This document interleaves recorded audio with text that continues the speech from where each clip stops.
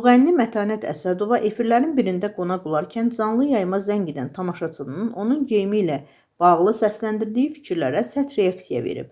Demokrat AS xəbər verir ki, sənətçi özünü toxunulmaz adlandıraraq tənqidlərə qarşı sərt mövqeyini ortaya qoyub. Mətanət Əsədova bildirib ki, səhnə geyimləri ilə bağlı müəyyən hallarda ifaçıların həddi aşdığı görünə bilər. Lakin bu tamaşaçılara müğənnilərin şəxsi seçiminə müdaxilə etmək haqqı vermir.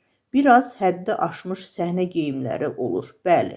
Amma bir də var ki, müğənninin geyiminə tamaşaçı zəng edib fikir bildirir. Buna icazə vermirəm. Mənə söz demək olmaz, mən toxunulmazam. İlk olaraq özümə qiymət verirəm, sənət mənim üçün 100-cü dərəcədədir. Mən Mətanət Əsədovayam, mən şəxsiyyətəm. Mənə heç kimin söz deməyə ixtiyarı yoxdur. Qayda, qanun, hökumət var. Müğənni bildirib ki, onun sözləri səhnəyə açıq-saçıq geyimlərlə çıxan ifaçılara ünvanlanmayıb. Dediklərim efirə lüt çıxanlara aid deyil. Onlar özləri bilər. Yəqin evdə nəyisə qoyub gəliblər. Bizim geyimlərə qarışmaq olmaz. Səsimizə qulaq asın.